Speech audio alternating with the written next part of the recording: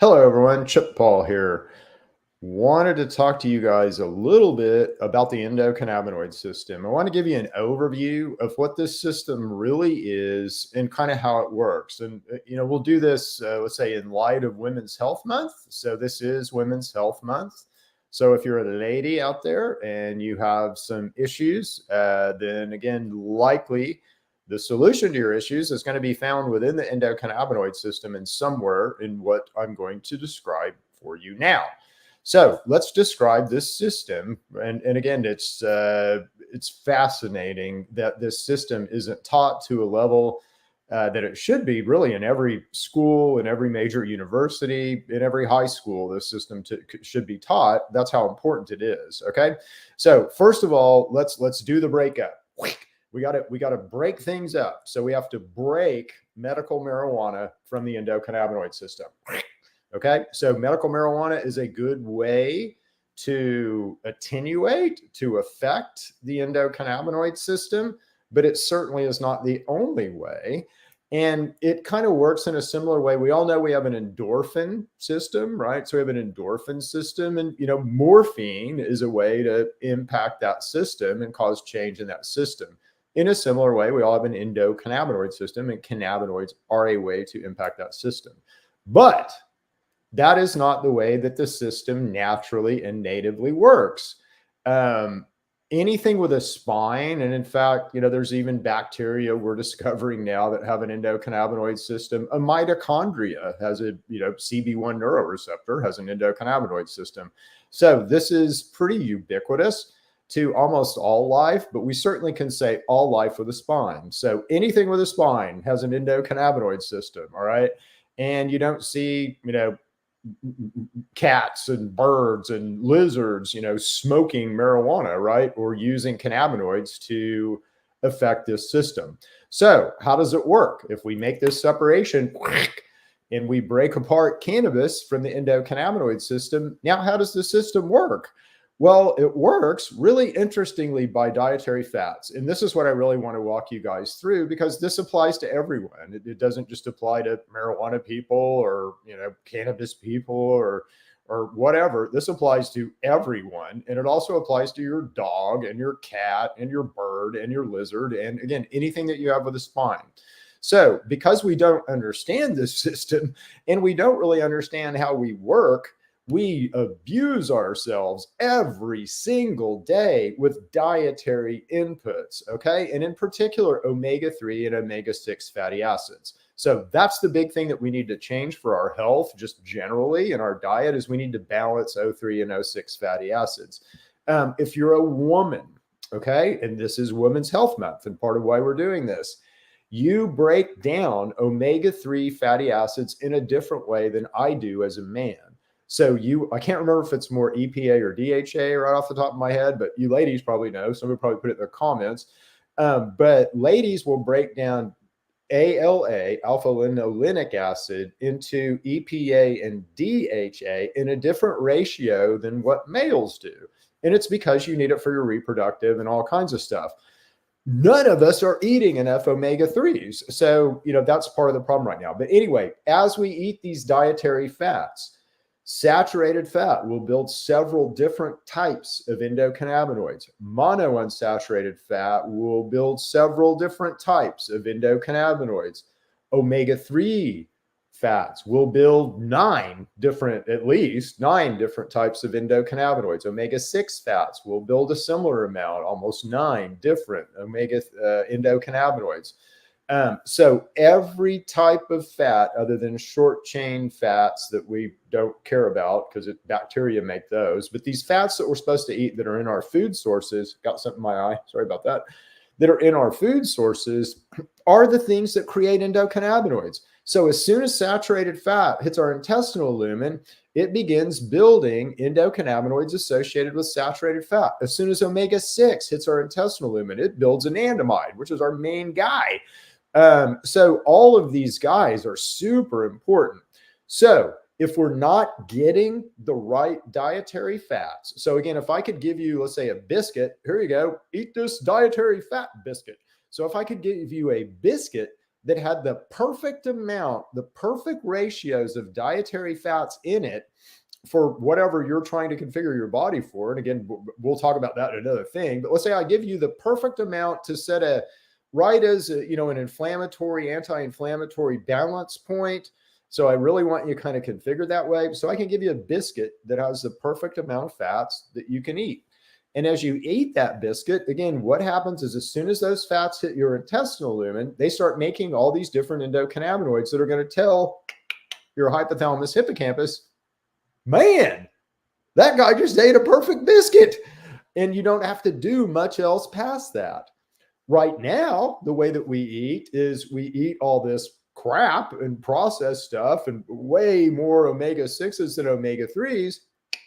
Our hypothalamus hippocampus goes, oh no, we have to make a lot of extra stuff. And so what happens then is basically you're allowed to create a microbiome. A microbiome is sort of allowed to develop inside of you. And the purpose of that microbiome is to basically provide nutritional offsets that you're not getting from the dietary fats that you get.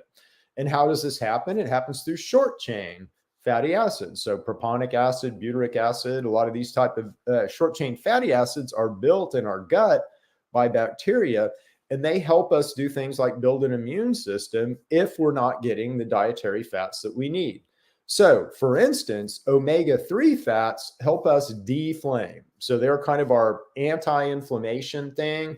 And again, right now we're not eating enough of them. So guess what? We all are inflamed. 80% of us die of an inflammatory disease. I wonder why. So right now our diet is super inflammatory.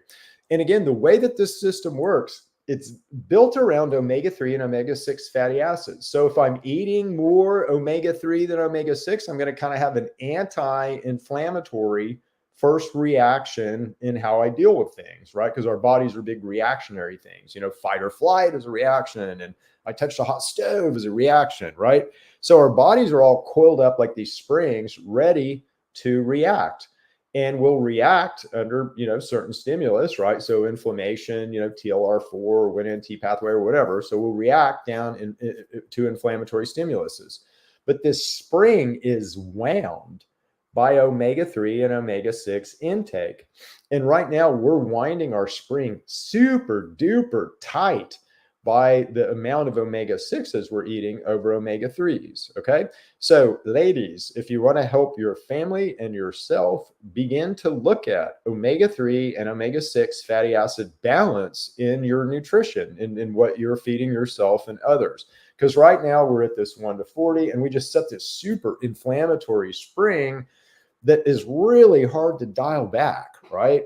So what does that look like? Well, again, an undialed back fight or flight would basically look like lingering depression and anxiety. So if you have lingering depression and anxiety, if you have trouble dealing with things, you likely have a spring that's wound too tight, and you have a kind of fight or flight reaction that's not being pulled back properly. If you have lingering pain, again, same thing. You have a pain reaction, touch a hot stove, we know to move away. Our fingers shouldn't hurt 6 days after we touch the hot stove, right? So, but now we do, because our spring is wound so tight and so wacky. So that's our current situation. A lot of this we can fix with diet. Again, if you want to know what to eat, come see us at Neighborly Nutrition. This is what we do every day. And we're going to likely put you through some tests, and we're likely going to help you understand, where you're at in this whole situation. So what we can do at Neighborly Nutrition, and what we do is we use 2 types of tools. So we've got a thermal imaging camera, which is really, really cool. And then we've got a bioresonance machine, which is also really cool. So thermal imaging, I can literally see if you're chronically inflamed just by taking pictures of you with this camera. I can also see any kind of cancers that you would have on your surface. So breast cancers are really easy to see with this camera. But the big thing that I see with the camera is inflammation all the time. And I see chronic inflammation. And again, we can measure it with the camera. So I can tell you if you're getting better or worse. We could, tell if you have, might be indicated, let's say for diabetes. I can't diagnose anything. I'm not a doctor. But, we can give you a lot of information about how your body works. But with bioresonance, we can really begin to tell you what, let's say, riders you have riding along with you. So what pathogens you might have associated with, whatever's going on with you. And by understanding the pathogens, then we can give you a treatment protocol. And again, this will help our whole overall body situation. So right now, we're so wrong almost in everything that we do. We're wrong in our diet. So we're wrong in the ways that we're eating. We're wrong in our eating frequency. We're, eat the absolute kind of wrong stuff. We eat a bunch of processed food. We are, and even at that, when we're eating naturally, we get all wrapped around the axle about vegetables and fruits. And again, we kind of need those, but not as much as dietary fats. You're built to run on dietary fats. So if you're a vegan, or if you're a vegetarian, again, you've got to eat a lot of beans. You've got to eat a lot of seeds, nuts. So you've got to find those omega-3 and omega-6 fats and go after them. You're not going to get them from vegetables, and you're not going to get them from fruit. And they're more important than, even vitamins. You can't run your body without dietary fats. Okay. So super duper important. But anyway, follow us, follow what we're doing, because we're always putting out this fun information. I'll go through the questions here. Looks like we've got a lot of. Okay, so and we'll obviously get to those questions, because those are mainly us asking ourselves, which is really cool. So anyway, we'll leave it there for today. Again, Women's Health Month. So ladies, pay attention to your omega-3 and omega-6 balance. It literally is everything about how you program your endocannabinoid system, how you set, the tone for your vehicle. One of the major things that has to go in an operations manual for humans, which you can download on our website, by the way. If you go to True Medics, download the operations manual for humans. So anyway, we'll see you guys. We'll leave it there for today. Bye. We'll see you later.